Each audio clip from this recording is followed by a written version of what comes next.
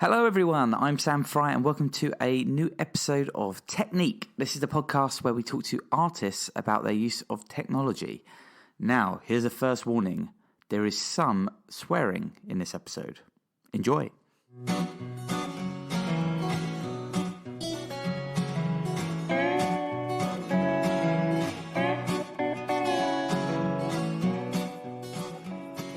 So welcome back to this new episode of Technique. It's great to have you with us. And today I'm speaking to a personal friend of mine who works between art and tech. His name is Shaun Miller, and this is him introducing himself. Yeah, my name is Shaun Miller, and I explore ideas through art and technology. Straightforward enough, right? So today I'm talking to Shaun about his journey as an artist. He actually had a lot of success at school as an artist, and he talked really personally about his experiences of creating art as a school child and essentially not only growing his own abilities as an artist, but learning a bit about himself and accepting himself as well. And then we actually get on to talk about something quite different, which is blockchain. Now, for those that don't know, blockchain is a technology that you might be familiar with because of cryptocurrencies like Bitcoin, but it's a technology that's likely to shape the world in the future and actually will have a big impact on artists and their work. Now, we do get quite personal in this interview, but also before we spoke, Shaun wanted to point out that sometimes he can get a little bit deep. There's always a danger, and I'm quite good at it, at sounding quite pretentious. so at those points, interrupt, and yeah. Or self-reverential. That's what I want to. That's what I would like to avoid. Yeah. Even though that does come out of my mouth, so it is a thing. Let's try and avoid that. But it could happen. So let's just see what happens. So hopefully Shaun doesn't come across as too pretentious. Of course he doesn't.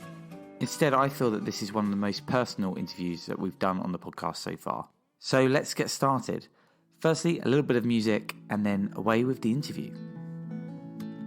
Always looking for your next climb, the things I want don't take time. On my knee, honey, you'll get it one of these days.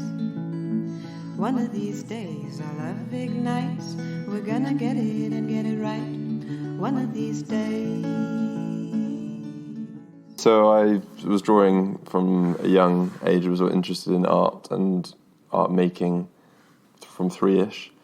And drew lots at school, and then went to a senior school where art was a big thing. Had a teacher that was very enthusiastic and quite inspirational at a young age. Sort of 13, 14 was like the most incredible thing. Like he was like a whirlwind, and actually did a lot of good things for the department and for the school as far as making art a credible choice to do as an academic subject in a school that was very academic. So I chose to do art as a GCSE. That was the choice, and over DT. But I think in an ideal world I would have done design, technology, and art together, because I think those two things would have worked really nicely. I then did A levels in art as well, and I spent a lot of time, like lunch breaks, after school, weekends, would come into the art department and do art, make art like a round where I'd have art in the morning, go play rugby in the afternoon, and then on Sunday I'd do art. Like it was a big focus on through my sort of teenage years, and wanted to be very good. Wanted to be a very good portrait painter predominantly, because I just really enjoyed that. I was quite melancholy as a teenager, so. And I did a lot of self-portraits, partly because I didn't want to bother anyone else as far as take their time to draw them, which sort of became a running joke in the end, that I just had like a million self-portraits, and in the end they went up around the school, so you could sort of follow my face around the school, and some of them got quite big. I did a 6 foot by 4 foot head of myself, which then stayed at the school for quite a number of years after I left, which was interesting, because kids, I went back on one occasion, and there'd be like young kids, 11 years old, it would be like the big face. Yeah, so I did it until the end of A level, and sort of as far as the journey, then I started doing economics at A level, and then had a choice between economics and that sort of a route like that, and more art, like fine art route or more architecture, which could have mixed this interest in a bit more like physics, but decided to do economics. Had a really inspirational teacher, so that was like, you follow, that's kind of quite a common thing. And yeah, so then I took a gap year before university and worked in an investment bank, and painted. So the last proper full oil painting that I completed was done whilst working in bank. So I'd come home at 10 p.m. I had a little shed, and like in the middle of winter, I'd go out there, paint that. It was a commission, and that I completed in December 2008. So that was the last painting I've done. Why did you stop? Well, I think so. Eventually, obviously those dates will give an indication as to my age. I went on to university and wanted to continue, but doing the kind of artwork that I created was you need to be on your own. Like, you can't really do it in like a social environment. And when you go to university and you're not studying art, the only way you can do art is by forcing yourself to do it. And so I would go to life drawing classes, and I still do that. But the process of setting aside 100 hours or whatever it need to be in order to get to something good, I didn't make the time for it. Partly also, and this is where the self-referential bit will come in, I felt like I didn't have enough good questions to ask of the art that I was creating, that I wanted to keep going with it, to keep making portraits. Like I got to a stage where I was reasonable at reflecting some sense of what the thing was that I was painting. By no means I had like a long way to go, but I then didn't know what to do. I didn't know what to create or what art to create. And if you don't know what art to create, then you just end up like copying stuff or asking someone, "What do you think I should make?" And then you make that. And then so I did a couple other commissions in that time whilst I was working at this bank, and on weekends. And at one stage, like, this gallery said, "Oh yeah, you should just do that, make it really big." So I was like, "Okay, I'll do that." And then in the end, I just hated the process. Like, I did it. It was sort of a Hammersoy inspired, like, little interior hallway painting, and I did it sort of A3 size. And they said, "Oh yeah, make it huge." So I made like an A0 one, and I did it pretty quickly. And I just was like, "Oh, that's bullshit." So that was that ended that kind of following that path of not knowing what to do and wanting just to get people to tell me what to do, because it's no longer authentic. So that was that. I was quite lucky. I got to meet an art dealer who was really encouraging. He sold sort of traditional fine art, on canvas sort of stuff, 18th century. He's now got some old masters within his, not collection because he sells them, but he has some clients that buy those sort of things. And he was very encouraging, exceptionally encouraging, you should go and do this. But I just didn't know what to do. I didn't know what to paint. So that's more or less why I stopped. But the self-portrait process was so important for me throughout my teenage years. It's quite interesting, and it's probably something that wasn't picked up. I'm confident wasn't picked up by people around me, by the teachers or whatever, was because I wasn't comfortable with my face at the time. And like many teenagers are, and the process of exposing that, and one thing that I also would do. So sometimes I'd work from life, sometimes from photographs. In the early years, I would Photoshop features, like from my nose down to probably just my nose. I have a big nose, and then would draw that. And then by the time I was about 17, I would just Photoshop spots out, so then sort of airbrush, and then put in one or two. And then probably by the time I was finished, I didn't do any of that. So it was what it was. And that process didn't go seen. It was unseen by everyone, as I'm pretty sure, but was important and meant something. So, and also in the pretentious sense of things, Leonardo said, every painter paints himself. And that process, that's the thing. You learn where there's no pressure to paint someone as they think they look. When you can just paint someone yourself as whatever it is, what it is, then you can learn faster. So that's the thing. And I think I would see the art that I was creating as two things: one, craft, and two, thought. And you develop the craft parallel to the thought, your abilities to create the meaning behind what you're doing. And I got to the stage where the craft was good enough, was getting better, was getting to a stage that I was happy with. You can always improve, but it was closer to the things that that I admired than it was 3 years prior. So yeah, I'd go to art galleries and sit in front of a Rembrandt and go like, how did he do the light under the nose or under the chin, that kind of thing, and then try and push that into what I was doing. So the craft bit is really interesting. I love the craft aspect, but I wasn't probably at that stage very good at the thinking bit beyond this like stuff that was just a self-portrait. So that's probably why I needed time away from it. I couldn't just do stuff for the sake of it. Do you think you go back to it? Do you think you're... Well, I think I'm creating art. I think I'm creating art now. Like, I think there's...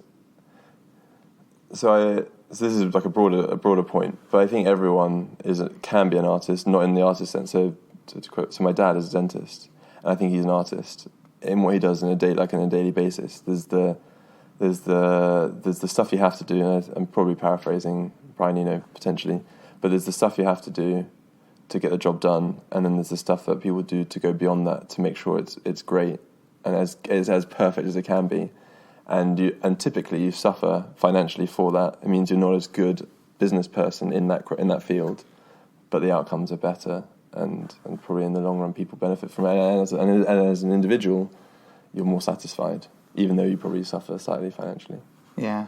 So I'm not painting. I go to live drawing classes on the odd occasion, but I would say I probably won't go back to. I might do the odd oil and canvas thing, but so like my parents want me to do. So my brother wants a painting, and they saw like a nice like circle dot canvas thing. And they said, "You just go do that." I was like, I can't just like do that. Yeah. And that's whatever. There's something that stops me wanting to, because they could just buy it. There's a thing I would struggle to make that sort of thing just because it's there and you can just copy it without it wouldn't feel organic or authentic, which is a bit of a pretentious thing. So I would go back to it in some form, and I don't think I've left it, but I'm learning other ways to express creativity than that particular craft. So that was one craft, and now I'm just working on other crafts. What are the other crafts? So I've tried to do businesses. I've tried to do startup things over the last 10 years. And by common success metrics, they have all been failures. Using technology, that's the kind of the things. So the thought process behind why also I sort of moved away from wanting to just do paintings, just like the outcome is only felt typically by the person who's receiving the painting. And I've sort of, in an arrogant sense, I felt that isn't very highly leveraged impact. So doing something that I get benefit from and maybe one other person gets benefit from didn't seem...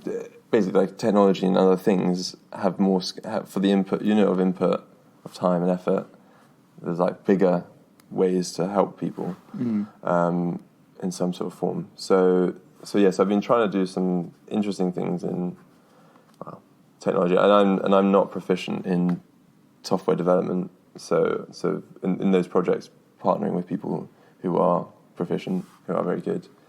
Now, the interest is in primarily a technology called blockchain, but actually the technology isn't in blockchain, but in the problems that can be partially solved by blockchain. So that's where I'm at now.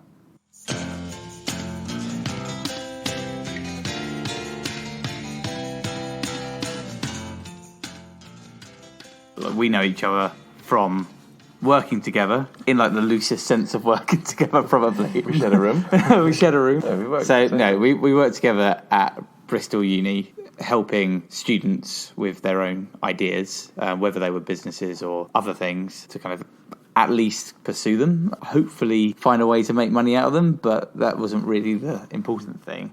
But my reckoning is that where both you and I have this desire to like make stuff happen, whether that's a business or just pursuing an idea or exploring something, which is in this kind of weird drive for kind of creativity and actually making something, which personally I've always had like a challenge with myself. Like, it'd be really nice not to like try and go and pursue this thing and this thing and this thing. Like I I think I've said before on this podcast that this podcast is an example of that. I also run Create Hub in my spare time, this website about technology and the arts.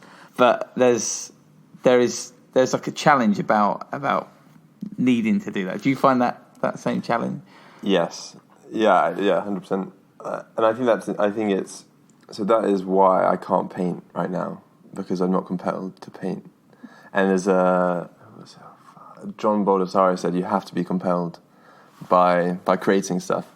And the things I'm compelled to do right now isn't to pick up a brush. I love the feeling of like painting, and when I go to see like the BP Portrait Award and I see what those really talented artists are doing, I sort of go, okay, I need to go back and do something. But then that dissipates pretty quickly. Even though, the feeling and the smell and all those things are stuff that like mean a lot to me, but I'm not compelled to follow through with that.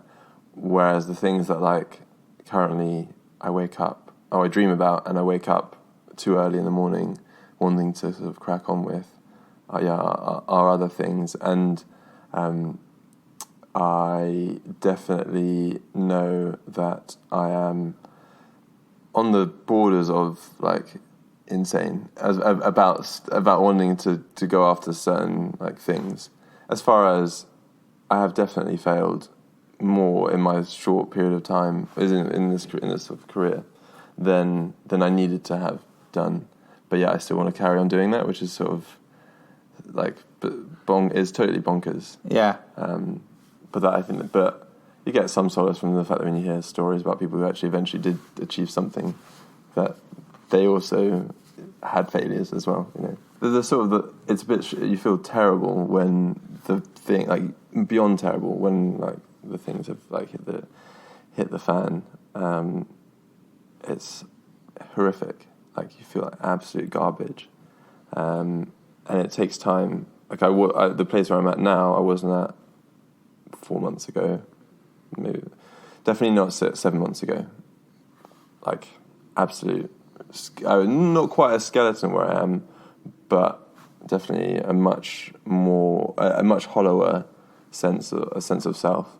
But where I was 18 months ago was probably much more bloated than I am now. So that roller coaster is something to manage, and try and achieve stuff whilst you have a sense of confidence in self, and not try and when things don't go quite right, try and hold on to what those things are that you believed in the first place. It's not easy.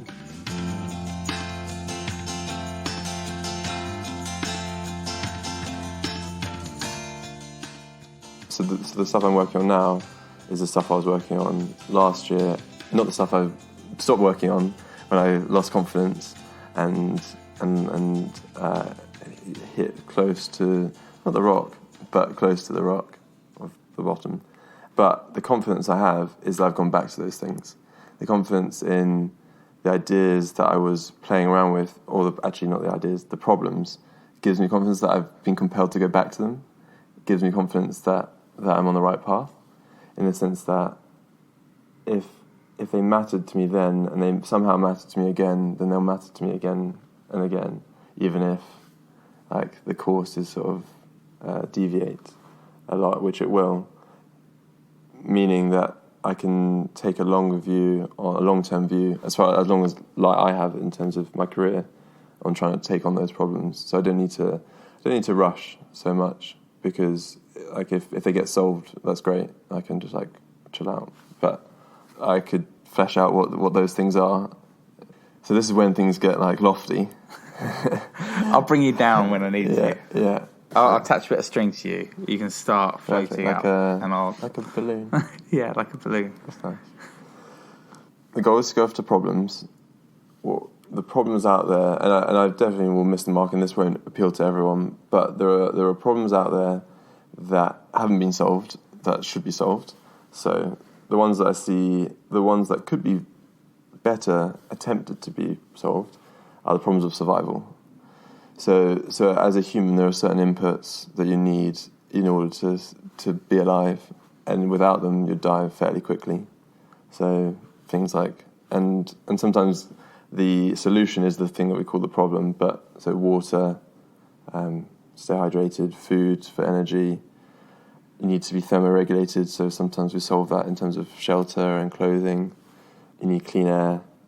You need to stay dry, which is sometimes often also solved by shelter and clothing.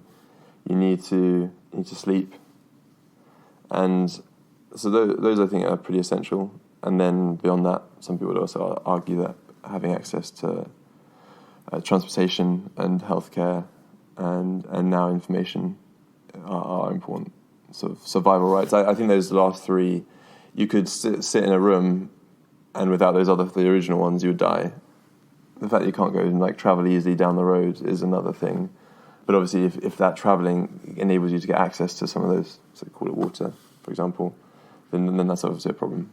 So that's the problem. So that's the problem space. So how do you solve survival, like Maria? So how do you solve survival?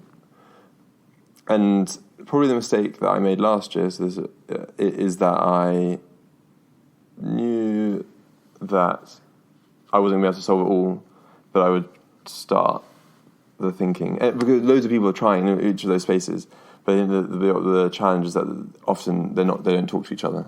And this is true in all systems, whether it's like a company or a family or any sort of thing where there are different bodies in theory, needing to talk to each other. Interface is the biggest challenge. And where there can be better interfaces between different systems, things work more smoothly. It's like having two pools of water, and when you create a bridge between a canal between them, then stuff can flow between them.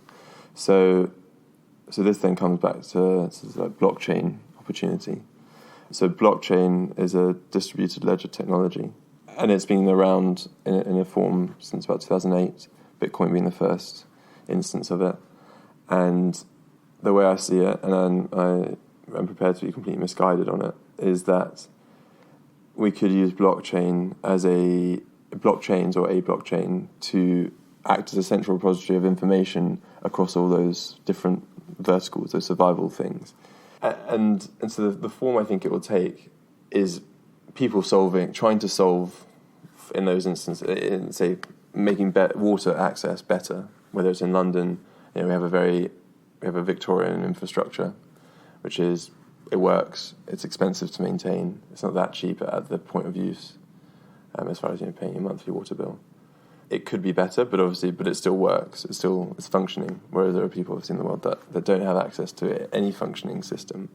So how do we create and it's going to basically have I see it sort of as a modular system. So you'd have, to coin a phrase, Dieter Rams, the designer, designed this thing called the universal shelving system. The idea being a bit like sort of Lego or some sort of thing. You have these rails that you plug onto the wall, and you can stick any compatible shelf into that system. So the idea being that we would have an equivalent system, survival system, whatever it is, and you'd have a section, a whole area dedicated for health or water, and different solutions can fit into that thing depending on what you need, and still speaking in abstract terms. But the data will flow, and that's what I care about. Obviously, I care about the problems being solved, but not having those silos. So it'd be an easy way for data to flow between each of those different sections, each of those different things, so that a person is able to have their needs catered for in an optimized way.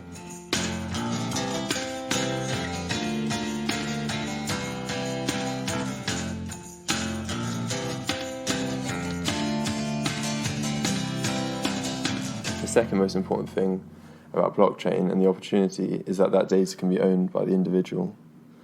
And that's really important, because you probably don't want your bank or your healthcare provider or whoever knowing that you've just had 5 donuts last night. But data still exists and it matters, but you probably don't want them necessarily knowing that.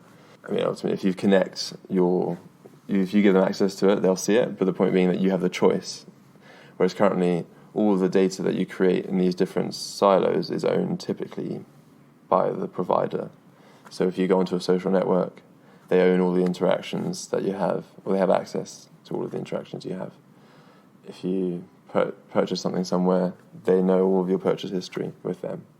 that data probably should belong to the individual, with licensed access to that company, but it should be one's own.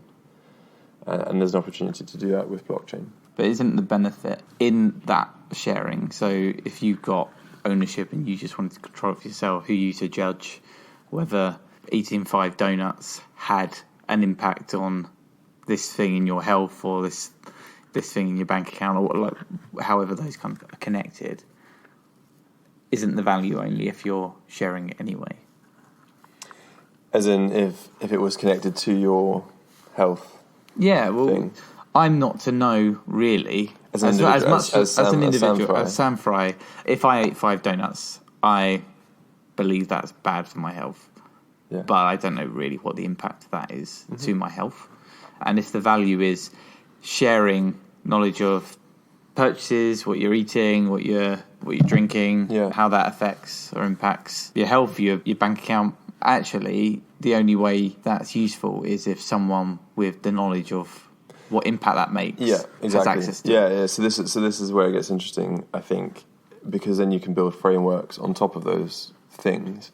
Meaning, in clothing, a school uniform or a uniform that you wear to work is a system, is a framework for clothing. So you have to wear X trousers, X shirts.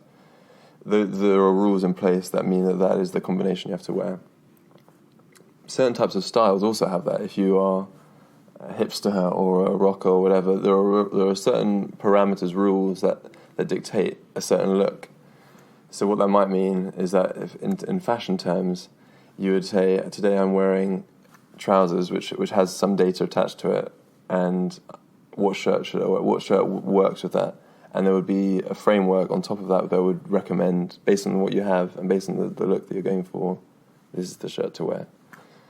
And you'd share that data, or that you wouldn't even need to share the data with them. The system would be sitting on top, and your utilization of that system would mean they'd get paid for it, and they'd get some anonymized feedback, anonymized data back to improve the system. So that's kind of how I'm speaking a lot in the air because it's very abstract, and it's doesn't exist so much. But yeah, that's kind of how I see it. Those frameworks. So if you looked at that in terms of fashion, or if you looked at that in terms of art, so you're talking about painting portraits before, there are styles and trends in art. If you're encouraging people to actually observe how they're working within that framework, or how compliant they are essentially to that, you're allowing people to kind of create a lot more of the same.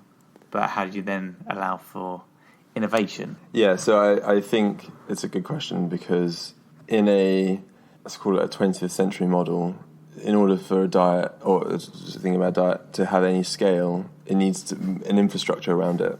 Whereas in this instance, anyone can create their own framework and innovate on top of what they've seen and go, I think this is a better way, and it can scale through other people just using it, and because there's no friction to anyone else picking it up.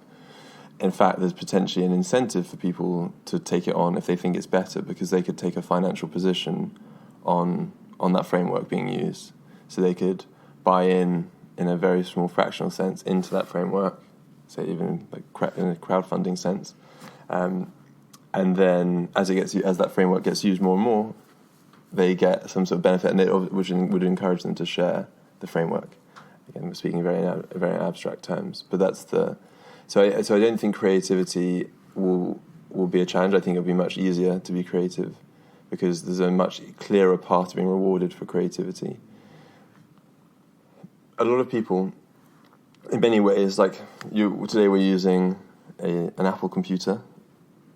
You're very happy to use that computer pretty much as it comes out of the box. Why is that? Because it works, and you're probably happier just thinking about other things with your day. Some people actually really enjoy the process of building a computer and then using it, in the same way that some people really like to cook and build from scratch, will even enjoy growing the vegetables and then preparing cooking. Some people just want a meal, put them on the table. And so the philosophy or the theory behind, or the hypothesis, I should say, with this concept, this whole entire concept, is that For the people that just want to get on with everything else beyond survival, they can find a thing that works for them and it makes life really easy, the survival bit, and they can focus on higher things, potentially. But for those who want to focus on, who really care about one particular thing, like clothing really matters to them, then they can ignore the framework. They can create their own framework for themselves. And that's totally fine. Always looking for your next climb, the things I want. Don't take time on my knee, honey, you get it. One of these days, our love ignites. We're gonna get it and get it right. One of these days. Blockchain, for now, you could build blockchain apps using patterns that we use for typical web applications. Some of those will evolve quite quickly. So an example being a common thing you have to do on a website is log in. On most websites, that you have to create an account, banking app or a social network, which means you have to have your own account details with those websites. And again, they own all of the data, or they sit on top of all of the data that you provide to them. In a blockchain world, you would just go on, visit a website, and your identity would be your identity. It's yours. And they would be only able to access the specific bits that you give them access to. So they need to know your name and your email address, potentially. Beyond that, it's on a request basis. Excuse me. So that's interesting, because then like payment friction and identity friction disappears. Friction meaning just like the processes can happen more smoothly. But I think that's quite a narrow. I think that's like that would be like blockchain web 1.0. That like gain, because it will be like, oh, that's nice. But the gains with blockchain come from rethinking and restructuring everything, which will happen. So it's really interesting. Like, it's just so huge. Like it's so big that you can't even talk about it in like a sentence or in 5 minutes, in an hour. The opportunities are so large to change everything that we know, that we've become used to. If I'm talking sweet to you, you know I'd like to hear it too. It's funny, honey, to think it's a passing phase. But if I feel alone in the morning dew, I start to see new shades of blue. One of these days, you know I'm gonna set our hearts ablaze. If it's the last to live indeed. So that was Shaun Miller talking about art and blockchain. I hope you enjoyed the discussion, and if you're an artist, maybe you saw some parallels between yourself while you were first discovering art and Shaun's own personal journey. Personally, I'm really interested in the topic of blockchain, and I'd quite like to explore it in a future Technique event. So if you're listening to this and you're an artist doing something with blockchain, I'm particularly interested to hear from you. And maybe at some point in the future, we'll put on something together where we can talk about the process of creating art with blockchain. If you do want to get in contact, then get in touch on Twitter at Technique UK or contact me on create-hub.com. Otherwise, that's all for this month. Thank you very much for listening, and we'll look forward to speaking to you next month, which is the final episode of 2017. I know, it's gone really quick. The music for this podcast came from Bedouin and Andy G. Cohen, and otherwise that's it. So see you next month for another episode. Take care.